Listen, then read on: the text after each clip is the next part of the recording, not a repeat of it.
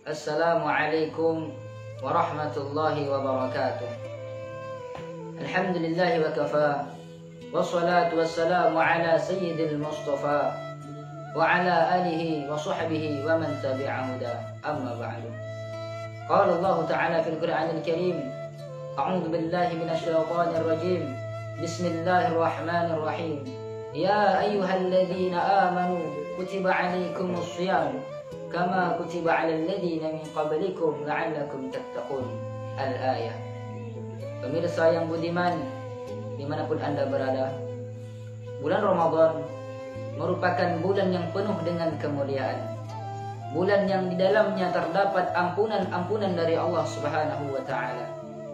Maka bagi siapa saja yang berpuasa di dalam bulan Ramadan dengan penuh keimanan dan ketaatan kepada Allah, akan mendapatkan ampunan dari Allah Subhanahu wa ta'ala. Sebagaimana yang disabdakan oleh baginda Nabi Muhammad sallallahu alaihi wasallam, "Man shoma Ramadan imanan wa ihtisaban, ghufir lahu ma taqaddama min dzambihi." Barang siapa yang berpuasa di bulan Ramadan dengan penuh keimanan dan ketaatan kepada Allah Ta'ala, maka akan diampunkan dosa-dosanya yang telah lalu. Tapi tahukah kalian bahwasanya ada beberapa golongan yang termasuk orang-orang merugi di bulan Ramadan? Dia berpuasa di bulan Ramadan, dia menahan lapar dan haus, akan tetapi ia tidak mendapatkan sedikit pun dari pahala orang-orang yang berpuasa. Seperti yang disabdakan oleh baginda Nabi Muhammad sallallahu alaihi wasallam, "Kam min sha'imin laysa lahu min shiyamihi illa al-ju' wal 'atash." Berapa banyak daripada orang yang berpuasa di bulan Ramadan, tetapi ia tidak mendapatkan pahala dari puasanya tersebut, melainkan hanya mendapatkan rasa lapar dan haus saja.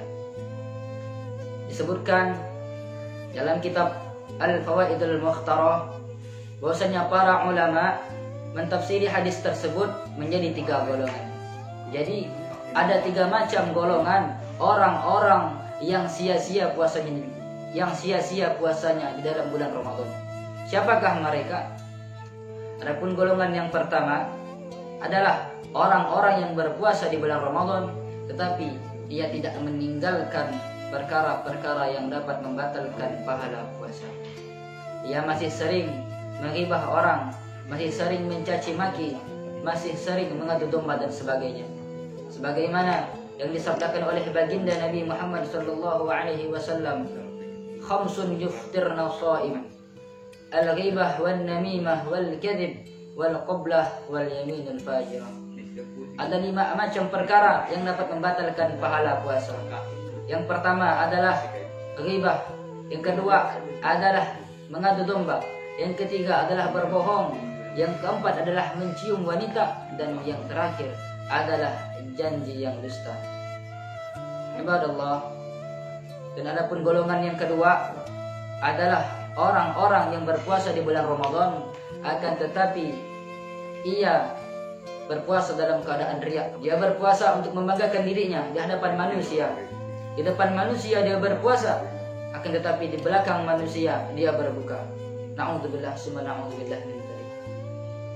Dan adapun golongan yang ketiga adalah orang-orang yang berpuasa di bulan Ramadan, akan tetapi ia berbuka dengan sesuatu yang diharamkan oleh Allah Subhanahu wa ta'ala.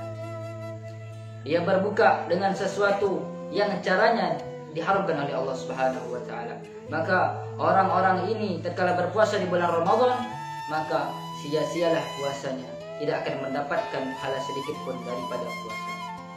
Pemirsa yang budiman, dimanapun Anda berada, itulah 3 macam golongan orang-orang yang merugi di bulan Ramadan. Maka daripada itu, marilah kita jauhi diri kita dari 3 macam golongan ini, supaya kita tidak termasuk di dalamnya. Dan jangan sampai kita bermaksiat di bulan Ramadan ini. Karena diceritakan bahwasannya kelak baginda Nabi Muhammad SAW akan melintasi orang-orang yang disiksa oleh malaikat sebelum neraka. Dan dia adalah umatnya baginda Nabi Muhammad. Tatkala orang itu melihat baginda Nabi Muhammad, maka orang itu pun langsung menyampiri Nabi Muhammad dan berkata, "Syafi'ni ya Rasulullah." Wahai Rasul, berikan aku syafaat. Maka dengan kasih sayangnya Rasulullah kepada umatnya, beliau mengangkat tangan hendak memberi syafaat kepada orang tersebut. Tatkala beliau ingin berdoa, malaikat yang tadi menyiksa orang tersebut pun mengatakan, "Ya Rasulullah, inna khasmahu Ramadan." Wahai Rasulullah, sesungguhnya penyebab orang ini disiksa sebelum neraka adalah karena dia dimusuhi Ramadan. Karena bukan saja dia tidak berpuasa di bulan Ramadan, akan tetapi dia juga bermaksiat di dalamnya. Maka Rasulullah SAW yang tadi mengangkat tangan, kini beliau membalikkan tangan beliau lantas mengatakan, "Ana bari'un mimman khasmahu Ramadan." Aku tidak memberikan syafaat kepada orang yang bermaksiat di bulan Ramadan, orang yang dimusuhi bulan Ramadan. Ibadallah, Rasulullah saja tidak mau memberikan syafaat kepada orang yang dimusuhi bulan Ramadan. Maka daripada itu, di bulan Ramadan inilah mari kita tingkatkan ibadah kita kepada Allah Subhanahu wa taala. Kita perbanyak amal ibadah kita. Mungkin di 11 bulan kemarin kita banyak bermaksiat kepada Allah Subhanahu wa taala.